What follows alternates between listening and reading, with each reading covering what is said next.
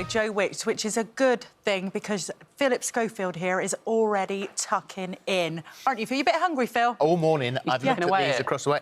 You can't tell because there were little bits that were sticking out, so I've just cut those off. Yeah, it was crispy. Really tasty. The crispy bits, yeah, it's really tasty. Now, you're making us what you call the world's best burger. Yeah, I've obviously, I've made a lot of burgers in my time, but this is, I know it's easy to say, but this is my best burger recipe ever. So it's a chicken Caprese burger with sort of breaded chicken. You've got some lovely tomatoes, some mozzarella, and then some pesto. It's just a really delightful, in the crispy ciabatta, you're going to love it. So if you're hungry now, this is a good lunch. Should we get started? Go for it. Yeah. So first up, you're going to take basically some chicken breast, right? And what you're going to do is stick it in between two bits of either cling film or some parchment paper.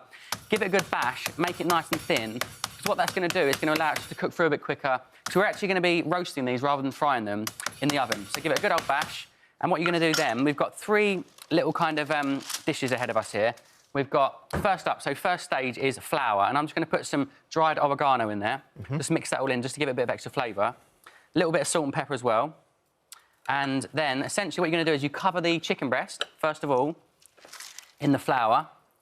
And this is a recipe, the kids love this. And also, you know, like when you go to if you go and grab a sandwich, sometimes you'll get, like, a chicken schnitzel sandwich. This tastes really good cold, so if you wanted to take this to work, you could make one for dinner, have the, the next one for lunch the next day. The kids will love it. It's a really, really lovely recipe. So once you've got that chicken breast nicely covered in the flour, to give it a little shake, then second coating is with the egg yolk, right? So we've got just about 2 or 3 eggs that are sort of bashed up in there, whisked up. And once just the yolks? Yeah, no, full egg, sorry, the egg yolk and white. And once you've got that fully covered, then the final step is the panko breadcrumbs, yeah? So this is going to give it that really crispy, breaded chicken vibe, right? So, again, it's a bit of a messy job. So make sure you get the whole surface area covered in the chicken. And then what you're going to do from that point on is we're going to chop this basically in half and add it to my other, add it to my tray, right? So this is going to go in there. Let me just wash my hands quickly.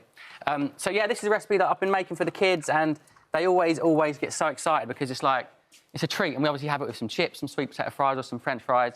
Right, so last little thing then is you want to just basically drizzle this in a little bit of olive oil just before you stick it in the oven, right? So that's going to go in the oven, and then... that is in here, I'm assuming? That's in, yeah, the new book, which is Feel Good Food, which obviously the title kind of explained. It's food that's all about, feeling good, energy, having food that's going to give you and your family, that happy sense of, like, feeling full up, but also really energised. And I think a lot of people don't see the connection or don't think about the connection between the food we eat and our mood, and it's really important to get healthy food. Aww. That's the family, look. And are you expecting another one? I just announced, yeah, literally like 2 days ago that we're having a third baby in September. It's exciting. Congratulations. Thank you so much. So how old are they then? So I'm just going to put these ciabatta rolls on the grill there. So Indy, my little girl, is 3, and Marley, my little boy, is 2. So we've got a new one coming in September. Well done, you. Thank you, darling. Thank you so much. I was very excited to announce it. So this has obviously been in the oven about 20 minutes, and you could just put the mozzarella on cold, but I like to put it back in the oven for sort of 4 or 5 minutes, so it goes all cheesy and gooey. So just remind me, the breasts that you put in there now... Yeah.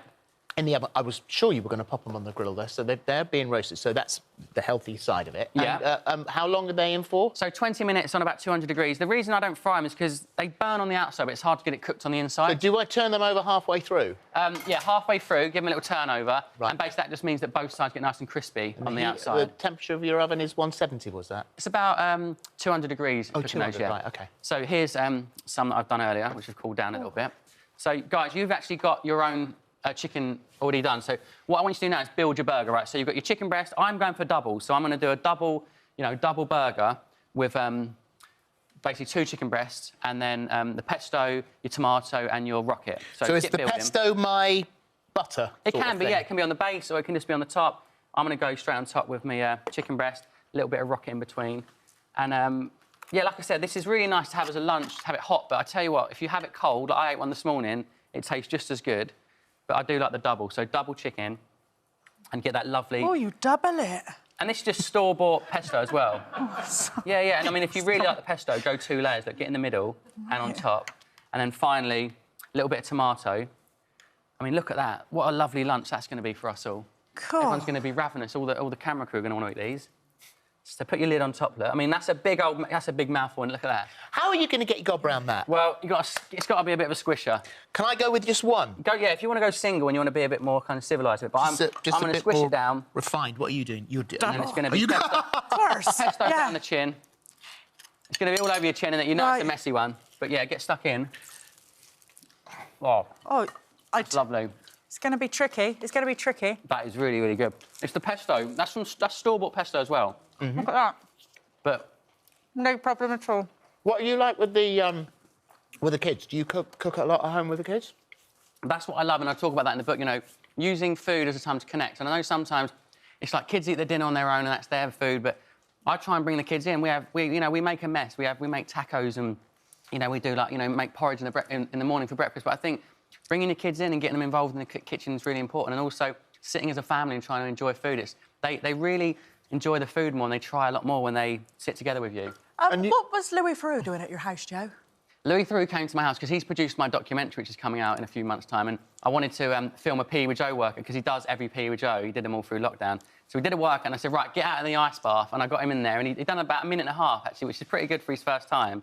And he's always up for it, yeah, but he's a lovely guy, and he's helped me produce my documentary. Oh, nice. Amazing. And when are we seeing that and where? It's going to be BBC One in a few months. We're not sure the exact date, but yeah, it's about mental health. It's called Joe Wicks Facing My Childhood, so it's about my parents' mental health issues and what that meant and how that affected me, and then meeting other families and showing what services are out there to really give people some support with that. Amazing. Well, you've been busy, Joe, haven't you? This is absolutely lovely. It is and gorgeous. This is your book. Thank you so much. And this is what we're talking about. It's feel-good food. That's Joe's new book. Good luck then, you baby. Thank you very much. Thank you, Well Joe. done. Thank you. For details of today's recipe and more delicious ideas from our This Morning chefs, head over to our free This Morning app.